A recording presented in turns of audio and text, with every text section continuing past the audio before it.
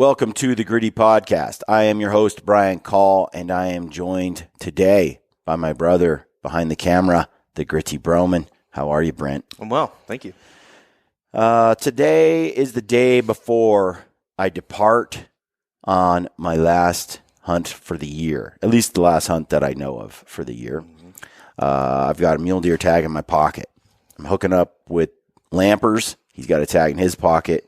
And we're going to try to lay down a couple of big late season mule deer. We'll see.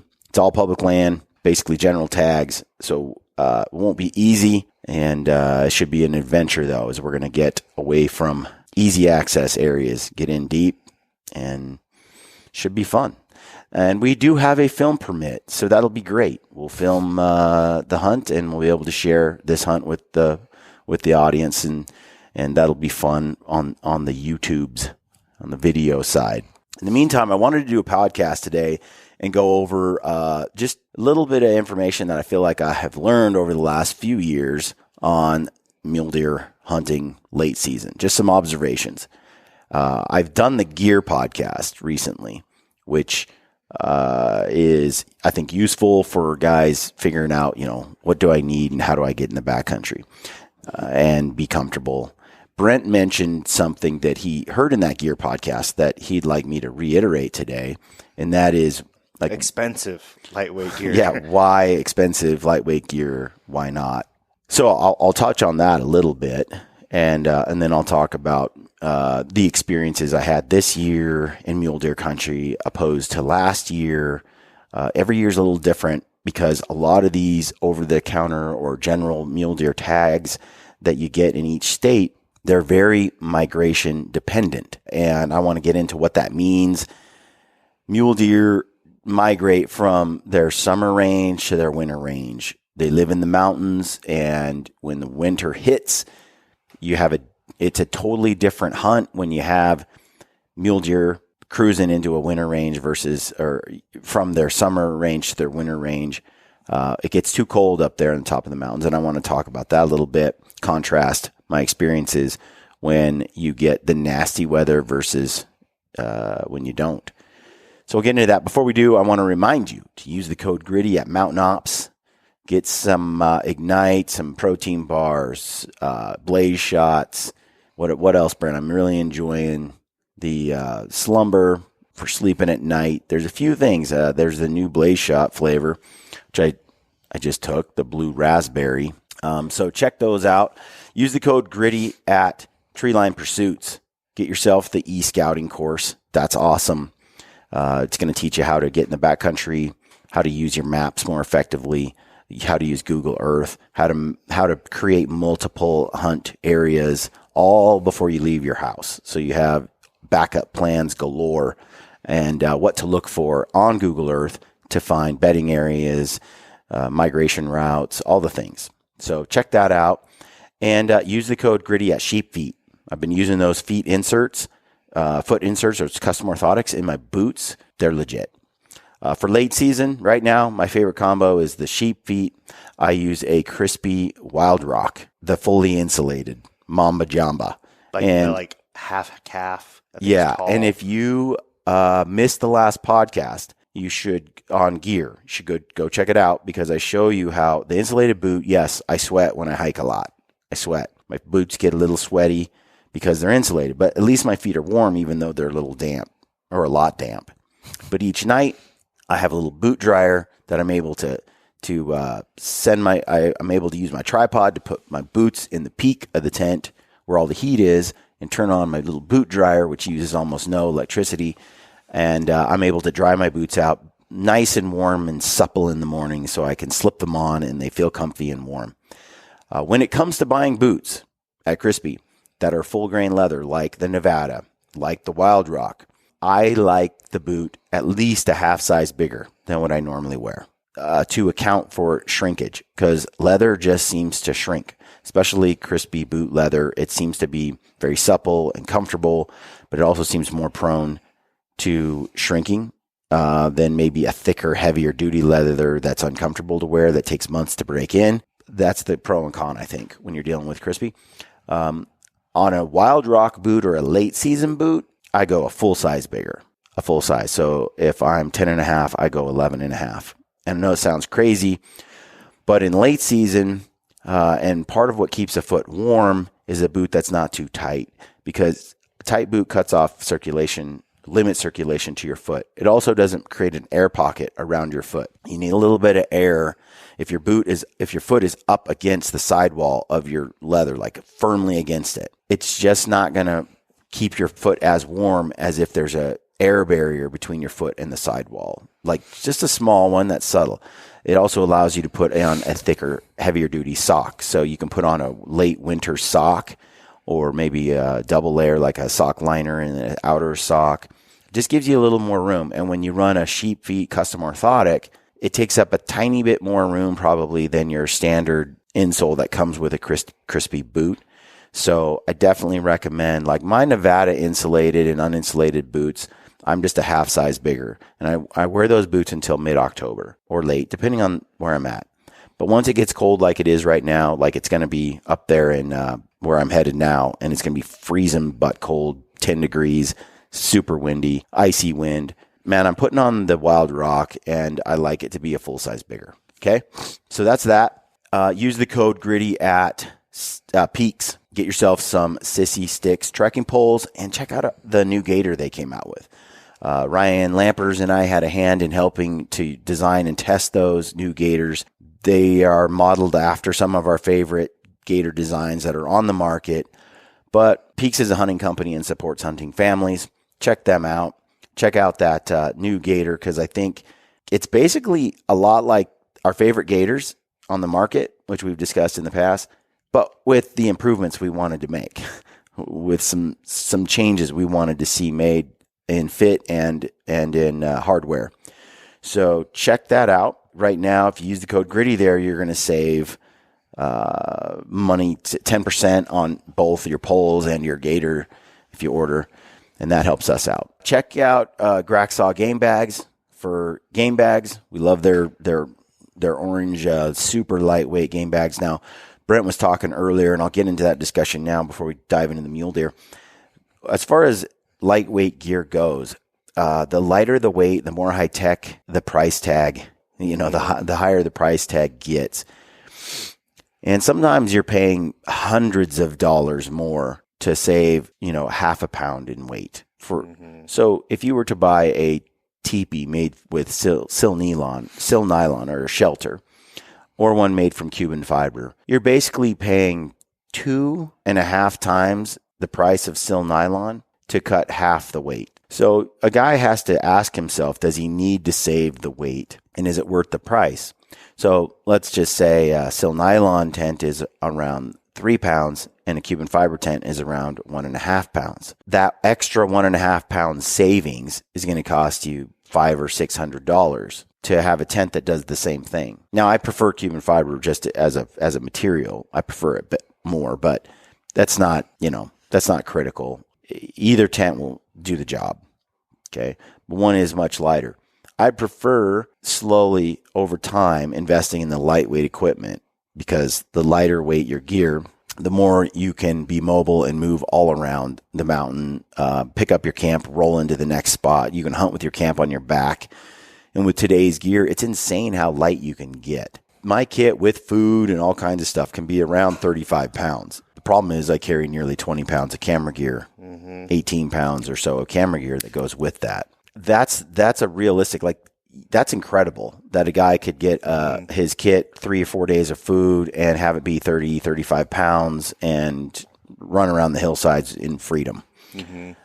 If you weren't to invest in like a Weatherby backcountry TI and shave a couple pounds there, you didn't use a U-turn stove for your teepee, if you don't use Cuban fiber, if you don't, you start adding this stuff up, and you're going to go from, a 35 pound kit to a 45 pound kit pretty quickly. Didn't you order a new scope, a lighter scope with less power? Yeah, because it shaved 6 ounces off my overall weight. And frankly, I'm not shooting beyond 400 yards. So, the only thing I'm going to shoot beyond 400 yards is a wolf. I mean, outside of that, I'm not going to take a pot shot on an animal, that I So I'm like, well, why do I need the full power? Because I'm not a long range guy. I'm a close range guy. The whole point, like Ryan and I miss opportunities all the time that we could capitalize on if we were willing to shoot farther. But our goal is to really make the shot we know we're going to make. And I know today's gear can allow people to be very effective if they put their time in behind the rifle.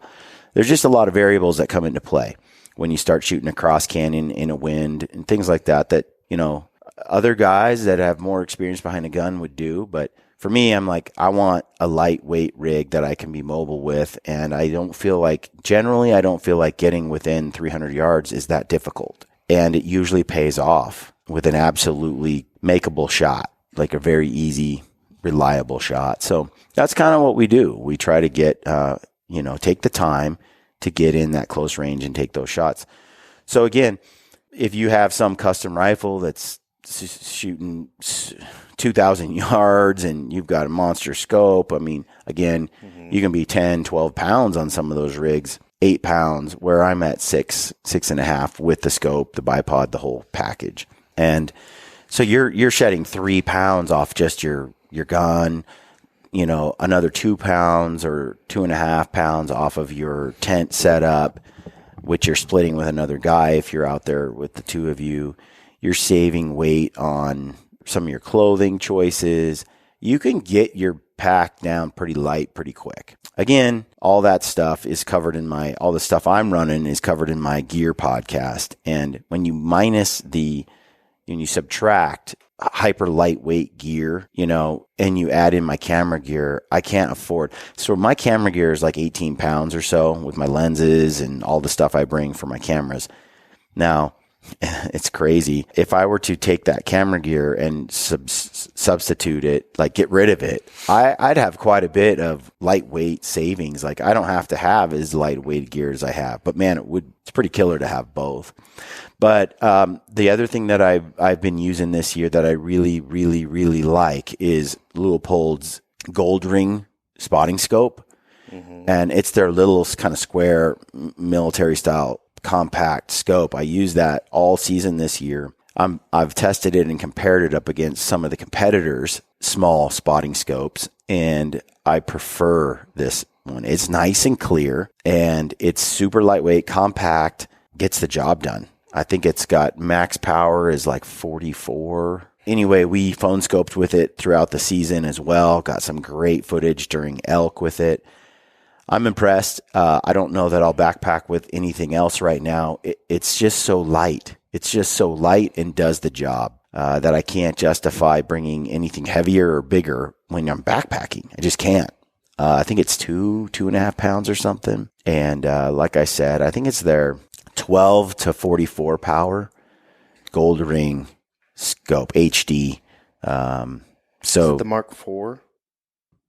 Yeah, so I just looked it up. It's the Leupold 12 to 40 power by 60 millimeter HD Gold Ring spotting scope. It's pretty sweet. I'm impressed. I've really enjoyed using it all year. For backpacking, I think it's right up there money. It's one of the better, smaller scopes. In fact, I tested it against some competitor scopes that go to 44 millimeter or 44 in the power, and it's like, you get that extra 4, and I couldn't tell a difference. And I thought this was clearer and crisper, brighter. I really like this. I really like it. So that's my favorite new toy is this Leupold 12 to 40 power 60 millimeter HD Gold Ring spotting scope. And Leupold supports the show for sure. They're a great partner of ours, and I love it. This is American made. It's less than 2.5 pounds.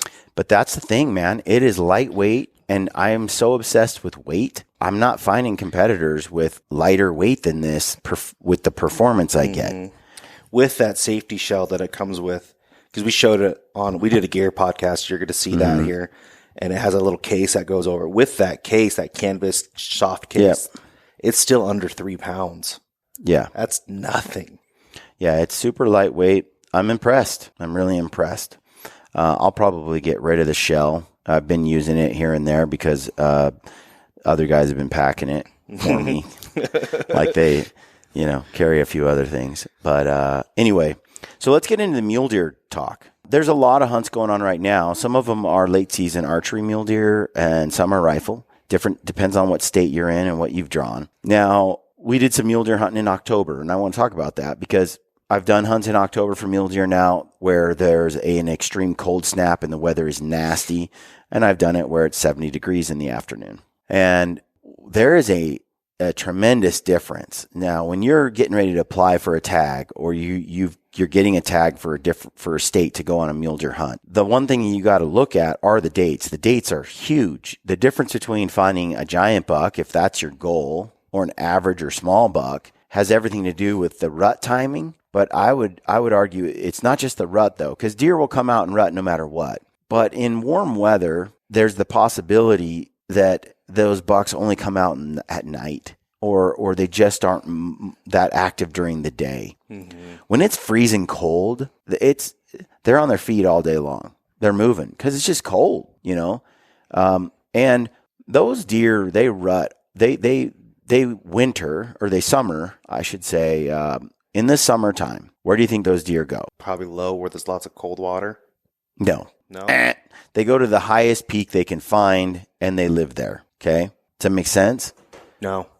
That sounds... Here, Brian, I would never go to the highest peak at pretty much any time of my life. Yeah, the mule deer, blacktail, Sitka blacktail on Kodiak Island, they all migrate to the alpine, above timberline. They all go to the top, because that's where it's the greenest. That's where you're going to get...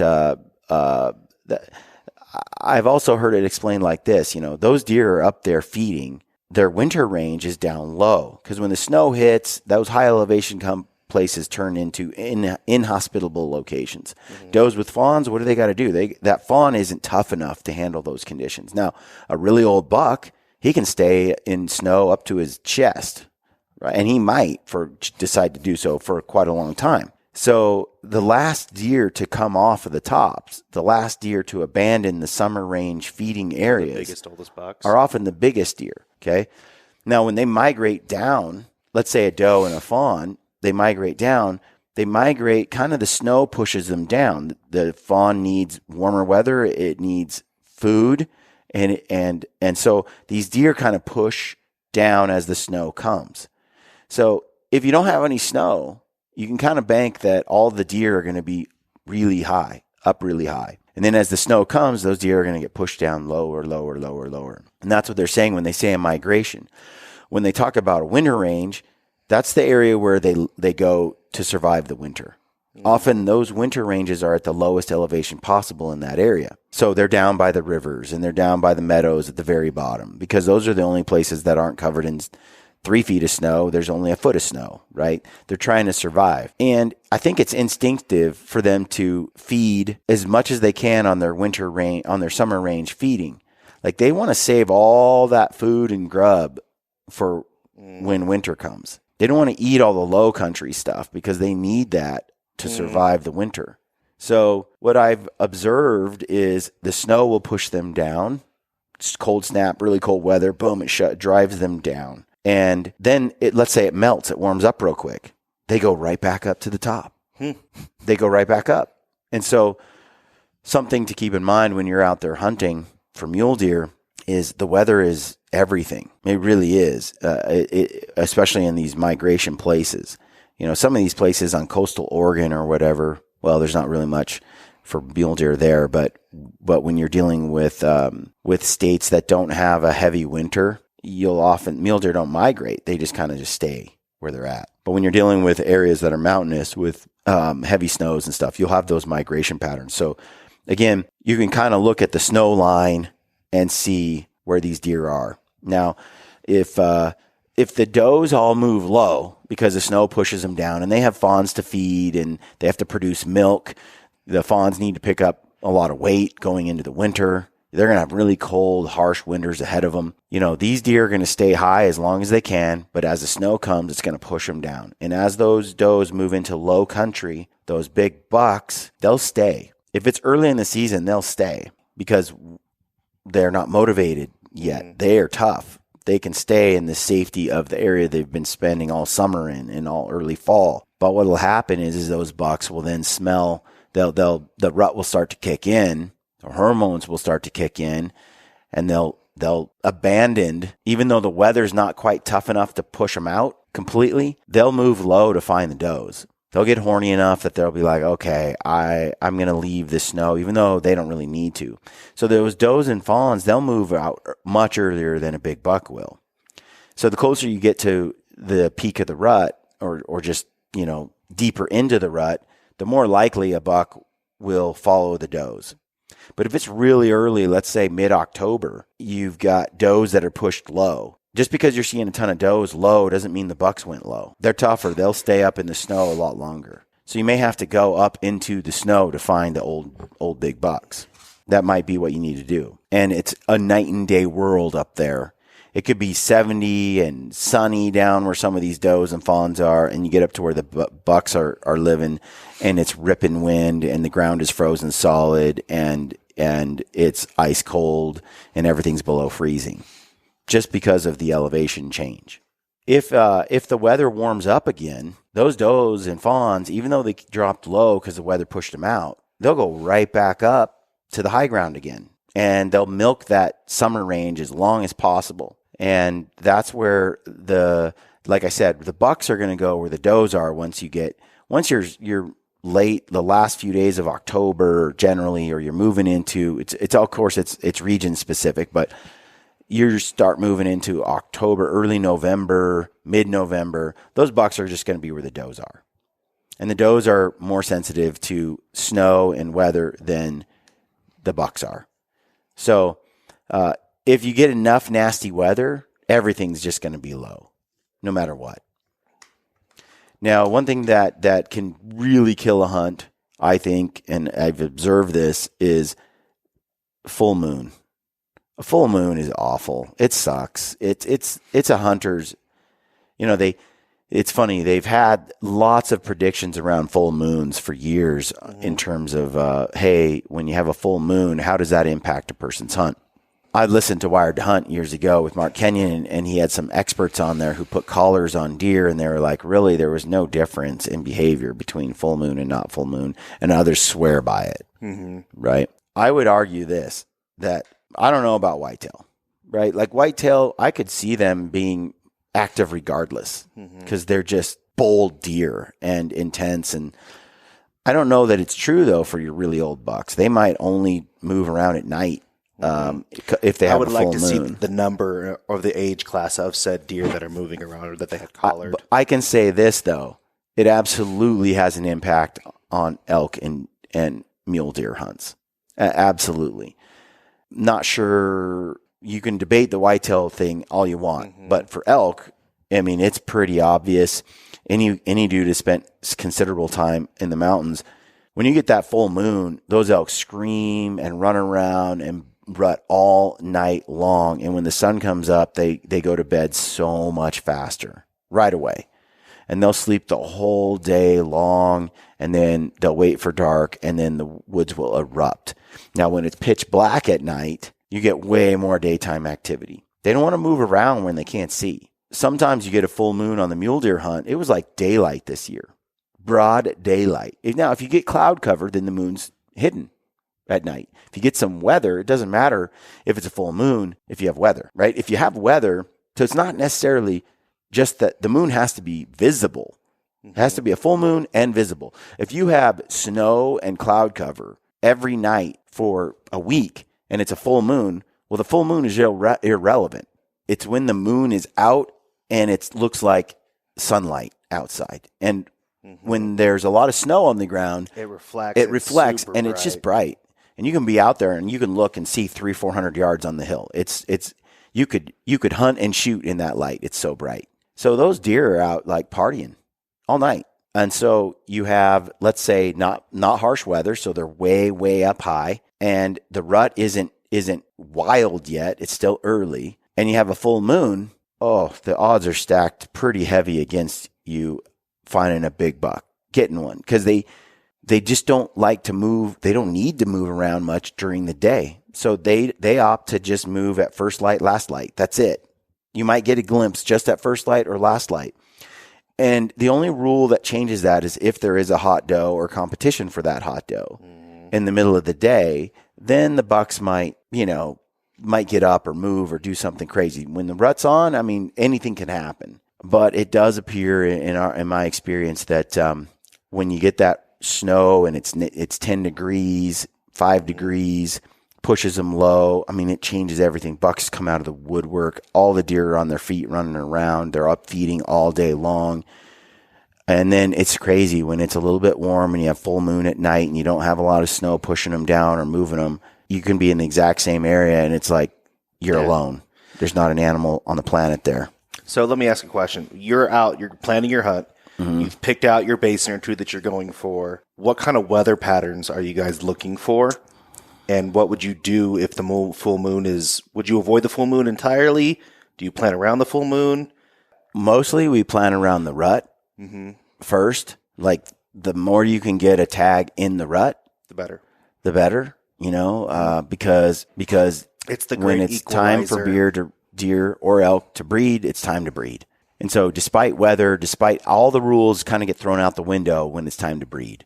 They'll do things that time of year in a 2 or 3 week window they would never do any other time of the year. So the closer to the rut, the better. But it's hard to get a rut tag. You got to draw those. You got to have, the right time of year, or it's an over-the-counter general type tag and so you'll have a whole orange army of 1 million people going out and hunting at the same time. So you got to manage. So the rut is kind of the great equalizer, right? The rut's a big deal. And then when it does, if you have the option, let's say you have a tag that's good for, October 20th to December 10th. A really long tag. Yeah. Kind of what we're doing is we're like, okay, the peak of the rut might be, November 10th to November 30 could be good. November 15th to November 25th. That's long windows. It can, and then you can have kind of a second rut in early December. That's great. So you kind of have your rut dates, right? And then those are your kind of when the bucks are out going crazy. But then you're like, if you get a cold snap, like the nastiest, coldest, grossest weather, that's when you go. That's when you sacrifice. You get out, and a lot of times, you might have crappy weather, just deer hunkering down, and then it'll break for an hour. That could be a magic moment for you. That could be when a giant buck gets up and follows a doe. That could be when your toe gets frozen off. Anthony has some old video where we did some hunts like that late, and he has in a blizzard. In a blizzard, you have this mule deer stand up and looks cold. He looks like he has a broken leg. Another deer comes down the hill. They're all bristled, and they're two big bucks. And it's like a blizzard. They're laying down, and the snow is covering their bodies, and then they're shaking the snow off. And it looks it's so cold and so nasty. You're like, no deer would be up moving at this time. And these two bucks they're oblivious. And they square off and they go in a circle on each other, and then they literally try to kill each other. They've lost their mind. They have no sense of life or death. They're just purely hormonal testosterone rage. And these two deer try to kill each other. And the hunting was off the charts for 2 or 3 days during the blizzard. So same thing I've experienced in other hunts. When I did my late migration hunt last year, that was archery. And I did the IG story, which if you guys missed it, you can always go to my Instagram page and look at the highlights and go and follow that IG story day by day. We had like 30,000, 40,000 people tuning into that IG story each day. And it was fun. And we had some big bucks roll in. You never knew when some giant was going to show up and give you that archery shot. And it was a really cool hunt, utterly weather dependent. Like once we got nasty weather, bucks just showed up. They just funneled through this corridor I was in. But then what happened, Brent, the strangest thing happened where there were just deer everywhere coming out the wazoo. And then all of a sudden, and you can tell because it snows every day and there's fresh tracks all over. And then all of a sudden, like overnight, next morning, not a track in sight. We hike like 1.5 miles, 2 miles into the spot where we were hunting. Not a track, not one on the way there. Not one, like gone. You're like, okay, did they just all lay down? They all just not moving? Because every night it would just be this crisscross pattern in fresh snow of just tracks everywhere over a 2 mile radius, And we hike in. I don't see a single deer for a full day. I hike out, no fresh tracks. Come back in the next day, no tracks. None. Zero. Gone. It's like they Houdini. You drive out the road on the snow, and I was using your Jeep and Anthony's four-wheelers and stuff and UTVs.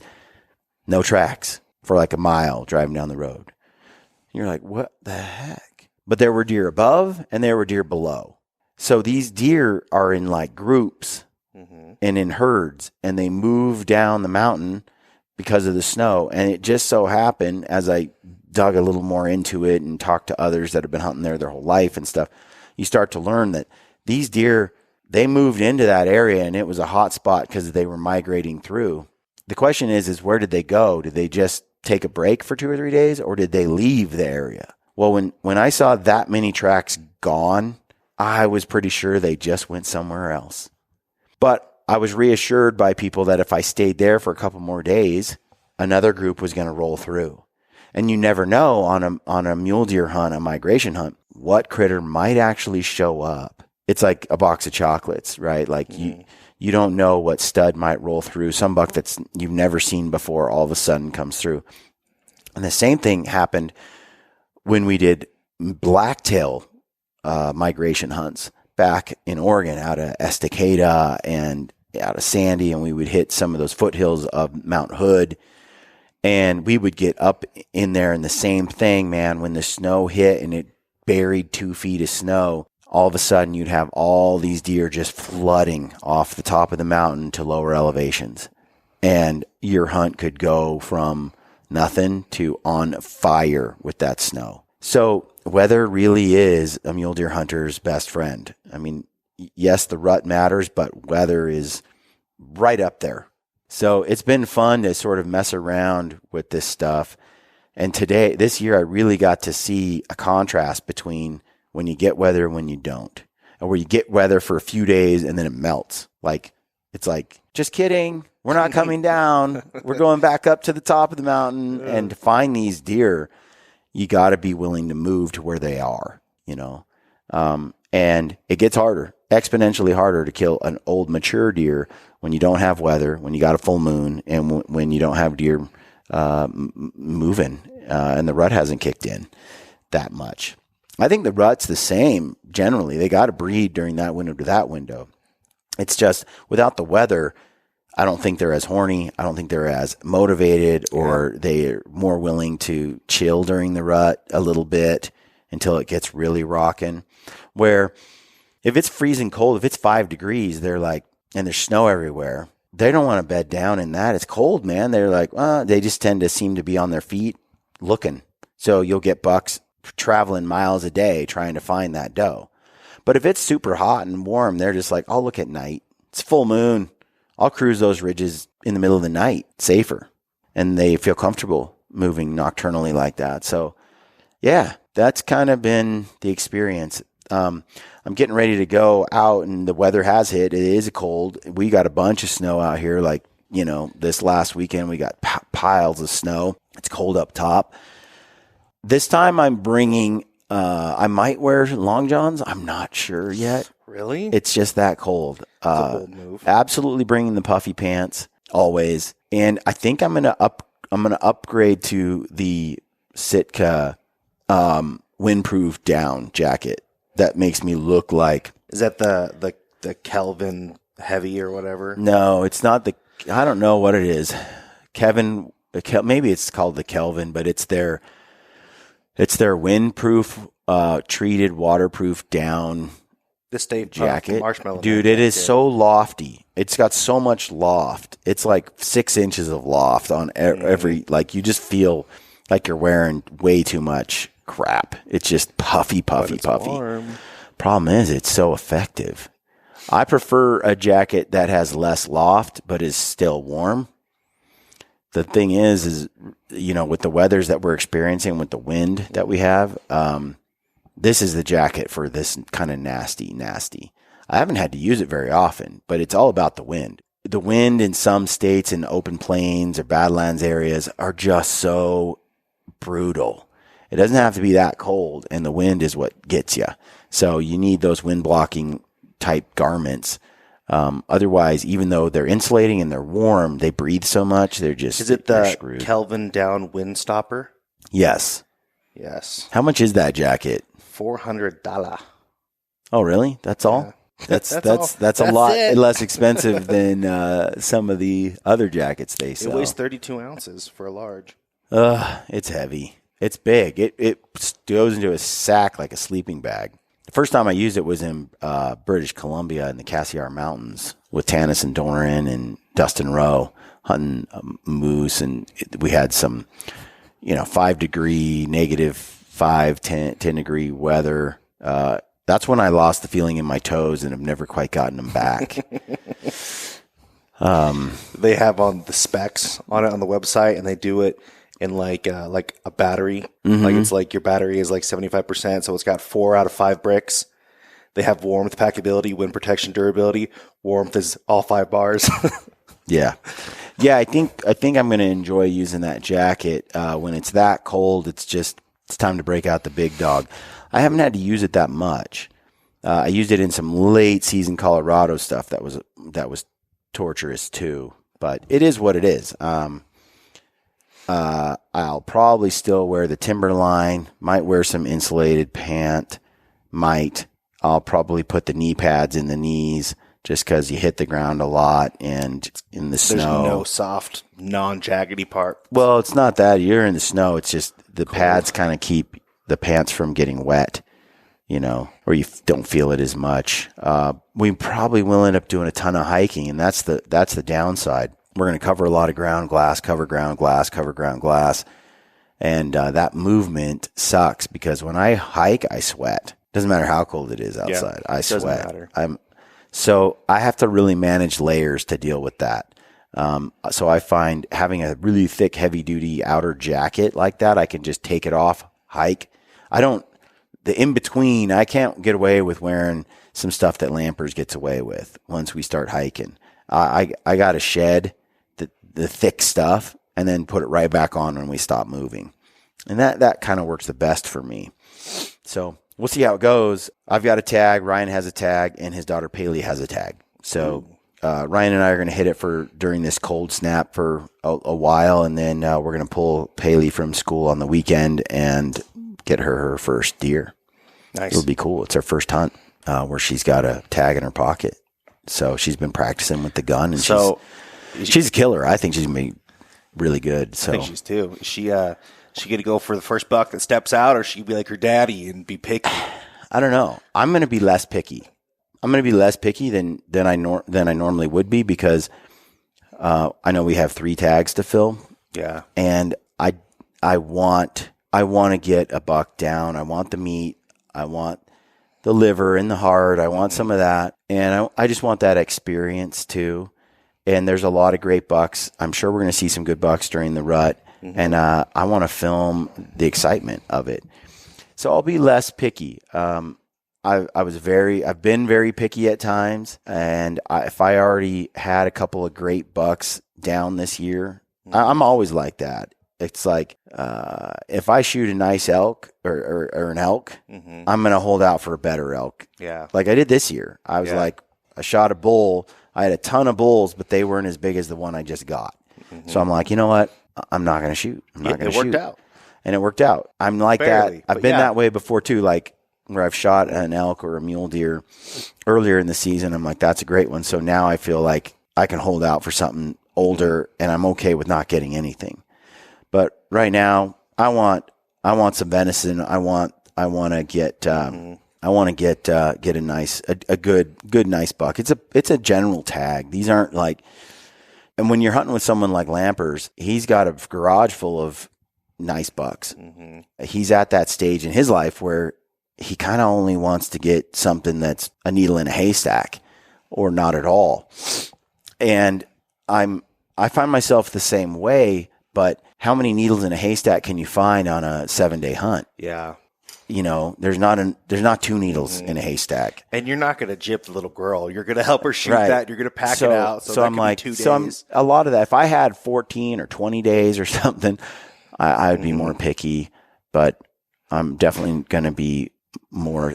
Standards go down with the clock. Well, I would say that just a nice 4x4 or a unique looking buck, anything that kind of intrigues me, I'm going to be happy with. And that's kind of what it boils down to. What makes you happy, And I'll be happy with that. I don't need a giant.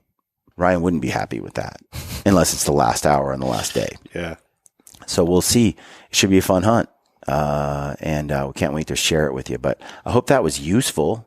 We kind of bounced around a little bit, but for a lot of you guys that have been killing mule deer forever, you already know this stuff, but there's a lot of folks out there who are kind of new to this and learning as they go. And I hope this was useful to you guys, especially. So that's it for today's podcast. Thanks for tuning in. Thanks for supporting the show. Make sure you check out our codes and discounts and stuff with our partners in the description field of this video on our YouTube channel. You can go to briancall.com and find that stuff there as well. Go to the Gritty Podcast tab and you can find all the podcasts. Click on those, and in the description fields, you'll see links out to videos and you'll see codes and things that you can save on. So go check that out. And if you're not following us on Instagram, do us a favor there. I don't post that much to social media because social media sucks. But I do try to, when I have something I want to say or something that's interesting, I do try to put it up there. And right now, as we're getting ready to go on this next hunt, I'm going to try to post to the IG story kind of what's up and share a little more now that I have a permit to do so. So check that out on our Instagram page, Brian Call, BRIAN_call, CALL. All right. Thanks again. Stay gritty.